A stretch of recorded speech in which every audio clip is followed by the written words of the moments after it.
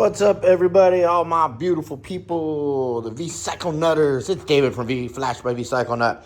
As summer rolls into fall here in the Pacific Northwest, we tend to get our cloudy mornings, a little chilly, and then the sun comes out and turns into beautiful days.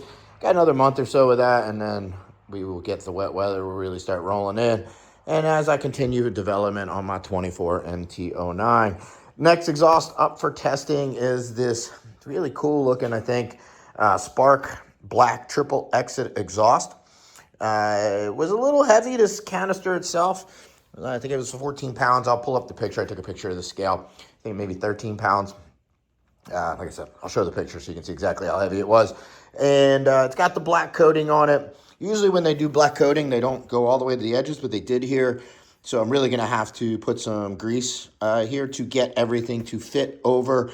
And anytime I get one of these black coated systems, I've never really had good luck with it being very durable. And we'll see how this goes. But no instructions, which, you know, I'm getting a tad of all the manufacturers releasing exhausts and not really giving us instructions on how to install it. I mean, at this point, I've installed so many exhausts on my 24 MT09 that somebody like myself isn't going to have an issue. But for those people that have not installed dozens of exhausts on their bikes, it may be a little bit more difficult. But I will let you know and kind of give you a little, I'm not going to give you step-by-step guides. But if I see anything that's out of the ordinary, I will call it out.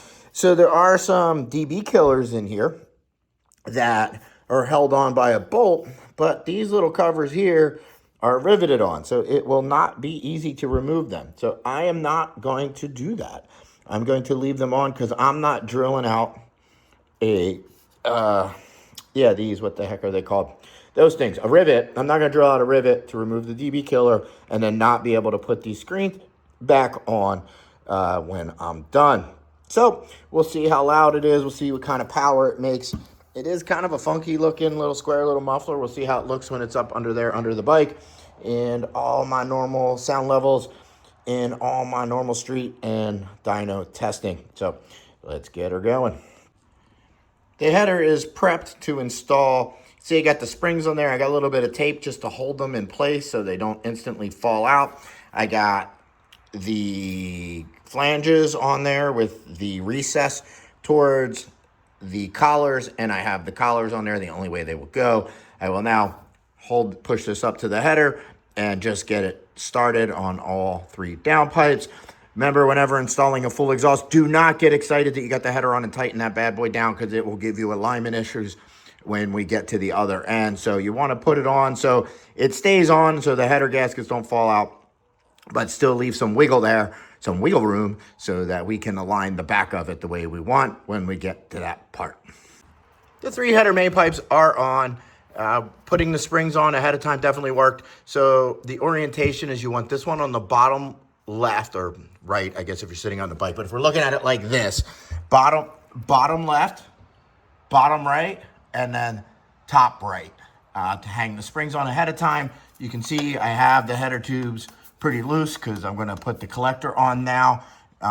They went on pretty easy with the method I showed, and definitely the far one over there would be pretty easy to put the spring on afterwards, but the other ones, especially this middle one, you would say a curse word or two trying to put that spring on after you have that flange up there. So make sure you hang the spring in the flange ahead of time. So now I'm going to lubricate these joints and probably huff and puff and try to slide the collector on. I'm going to huff and puff and slide the collector on. See how that goes.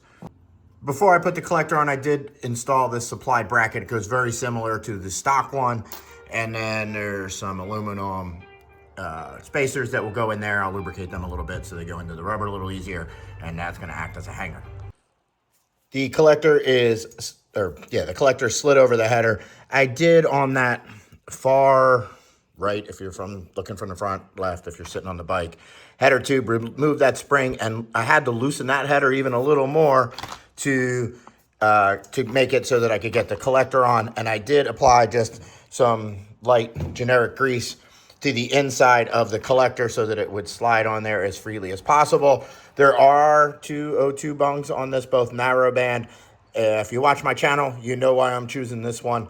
It's because it's farther away from the collector, where that one's right in the stream of the one tube. Not a good mix. We always want to choose when tuning. This doesn't matter to you if you're just putting your stock O2 sensor in there, so cruise control works. But for when I'm tuning, I want the farthest downstream O2 sensor bung so that I get the best mix of gases.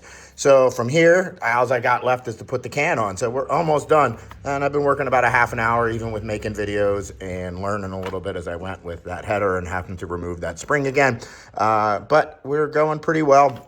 As you can see, I mean, I've really not struggled at all. And I already have a couple marks in this black coating. So, yeah, it was kind of what we expected. But so far, I mean, the black always does look so good when it's clean and new. So we'll see how this goes. After a fair amount of banging, booping, cursing, and pushing, and all kinds of things, emails back and forth with the distributor, I finally did get it on. I don't know if it's because they put the coating all the way up to on all of the tubing and none of it doesn't have the coating, and it just made the diameter a little bigger. But man, I really struggled to get this to fit. In the end, I had to put a mixture of grease and WD-40 on all the fittings so that they would slip as easily as possible, get it all mounted up loose. And then I still had a problem where it wasn't totally lining up with the bracket supplied by Spark. And their suggestion was to use the stock bracket, which that did work. I was never able to get an answer out of them of why their bracket didn't work, but definitely a little disappointing. Not exactly the cheapest exhaust for it to not really go on as easily as it should. Now that it's on, fitment looks good. I think the exhaust is a good looking exhaust. It's not overly loud.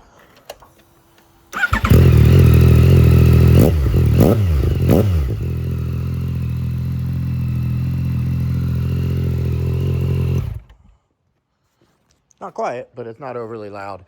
Ooh, and like I said, I do think it looks good. So I will do my street mapping, dyno mapping, all the good stuff that I always do. Full testing, get you guys a full video up.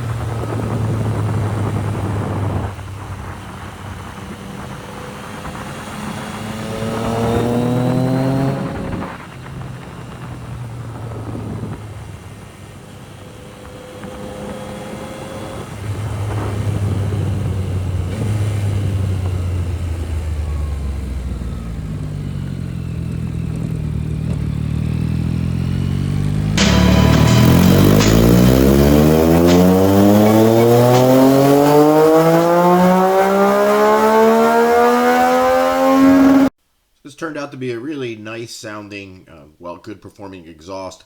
As you can see, the sound levels were quite reasonable. 69 decibels at idle and 111 decibels on the run, which is one of the quieter runs.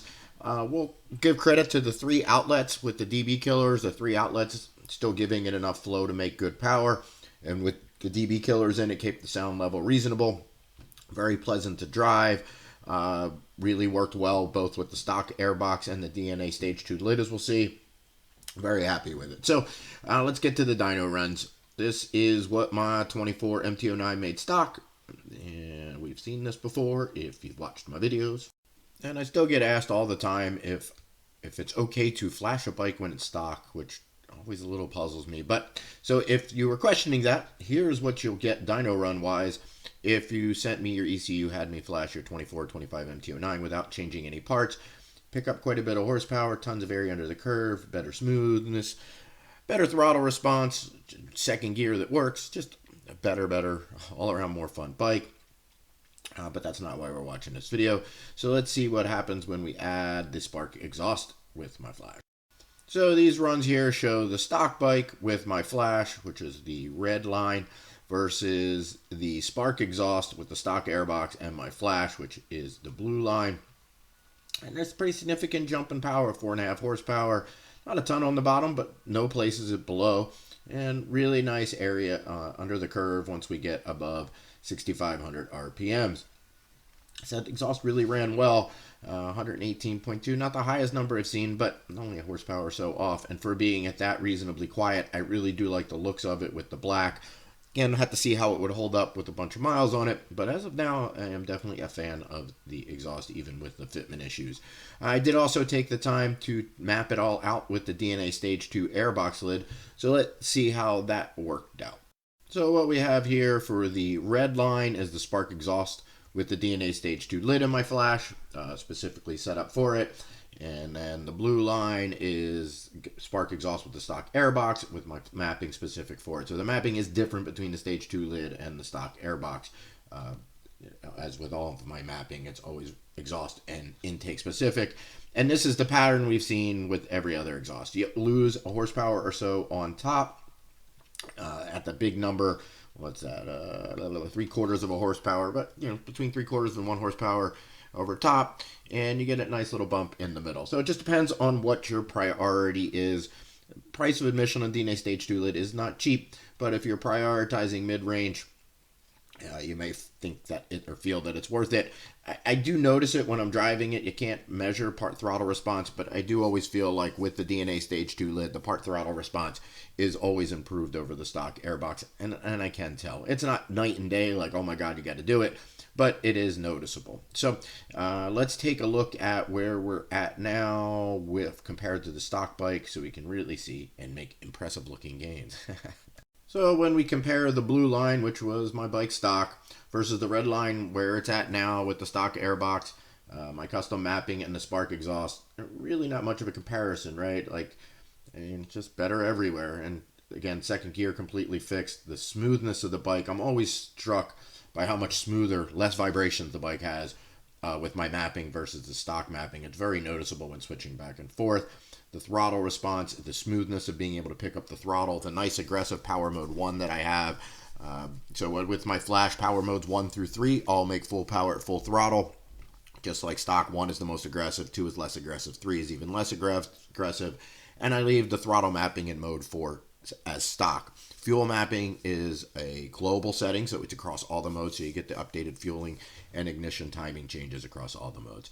So thanks guys for watching. Remember that subscribe button for more motorcycle related content. Head on over to Vcyclenut.com for your very best in flashing needs. If you got any generation MT09 or FC09, give me that ECU so we can get your bike running properly. Everybody have a good ride. Hopefully warm weather holds out for a while longer so we can get some more good riding in. Take care, everybody.